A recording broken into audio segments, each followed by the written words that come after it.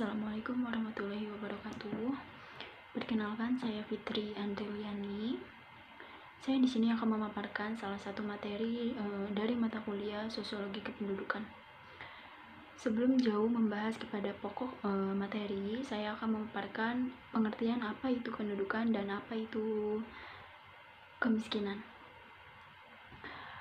Kependudukan dapat dilihat sebagai segala hal yang maupun yang berkaitan dengan jumlah, umur, perkawinan, agama, jenis kelamin, angka kelahiran maupun angka kematian. Sedangkan kemiskinan adalah kondisi di mana seseorang ataupun sekelompok orang tidak mampu memenuhi hak-hak dasarnya untuk mempertahankan maupun mengembangkan kehidupan yang bermartabat. Contohnya, mereka tidak mampu memenuhi kebutuhan makanan maupun non-makanan. Selanjutnya saya akan membahas kepada pokok materi, yaitu konsep penduduk dan kemiskinan yang di dalamnya itu mencakup masalah pangan dan kaitannya dengan penduduk serta isu penduduk dan kemiskinan. Semestinya banyak hal yang harus diperhatikan oleh negara untuk kemakmuran rakyatnya dan masalah kependudukan. Itu merupakan salah satu masalah yang hampir dialami setiap daerah, maupun itu di pedesaan maupun di perkotaan. Apabila pertumbuhan penduduk ini tidak diimbangi ataupun tidak terkontrol dengan upaya pengendalian, maka kondisi pertumbuhan penduduk ini dapat menjadi ancaman berat bagi pertumbuhan kota. Seperti yang dikemukakan oleh Malthus, salah satu tokoh teori sosiologi kependudukan. Ia mengungkapkan bahwa pertumbuhan penduduk ini kian hari kian meningkat, dan jika tidak tercegah maka mengakibatkan kesengsaraan dan kelaparan yang merajalela. Mengingat pertumbuhan jumlah penduduk juga kian hari kian tinggi, dikhawatirkan akan membawa atau mengakibatkan kemiskinan yang tinggi. Bisa kita lihat contohnya yaitu di YouTube ataupun konten YouTube relawan sosial. Mereka membagikan kondisi di mana di luar sana masih banyak orang-orang yang kekurangan akan makanan maupun non-makanan. Malthus juga mengungkapkan bahwa penduduk yang banyak akan menyebabkan terjadinya kemiskinan. Mengapa demikian? Karena menurutnya pertumbuhan penduduk itu berkembang menurut deret ukur, sedangkan produksi pangan berkembang menurut deret hitung. Sehingga laju pertumbuhan penduduk tidak akan terkejar oleh pertumbuhan makanan dan minuman. Melihat hal tersebut, maka pemerintah harus mengupayakan untuk mengendalikan pertumbuhan penduduk yang dirasa merupakan itu semua salah satu faktor yang menyebabkan kemiskinan.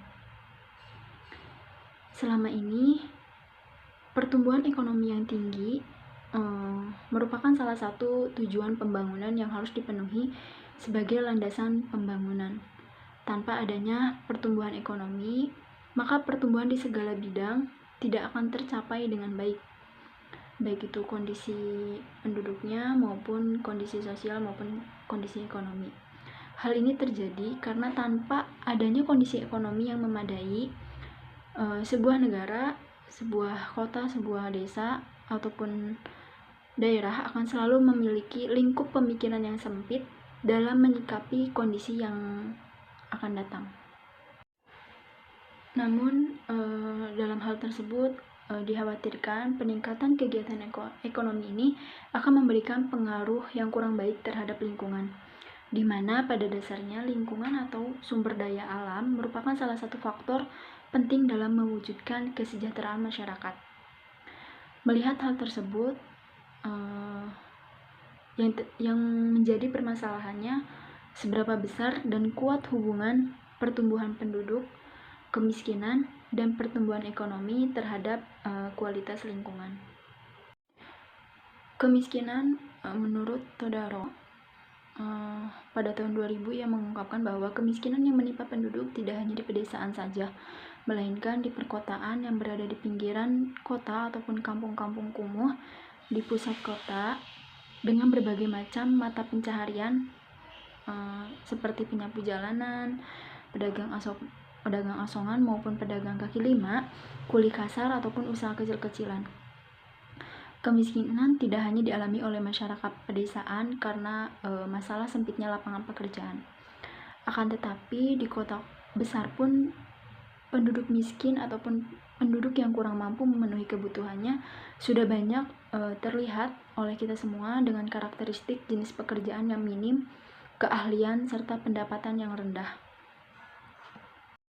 Selanjutnya, adapun faktor penyebab kemiskinan.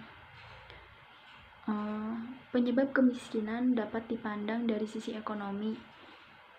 Yang pertama, secara mikro, kemiskinan muncul karena adanya ketidaksamaan pola pemilikan sumber daya yang menimbulkan distribusi pendapatan yang timpang, yang dimana penduduk miskin hanya memiliki sumber daya alam dalam jumlah terbatas dan kualitasnya rendah.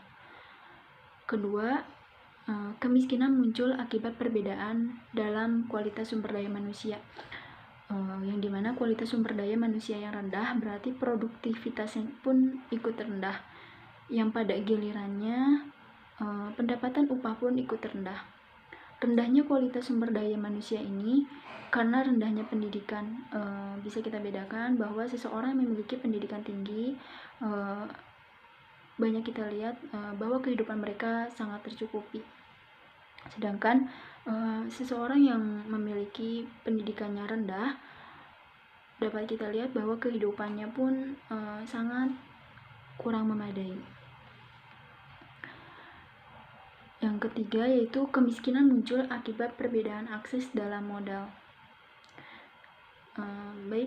Mungkin cukup sekian yang bisa saya sampaikan. Mohon maaf apabila ada perkataan yang kurang berkenan. Kurang lebihnya mohon dimaafkan. Wassalamualaikum warahmatullahi wabarakatuh.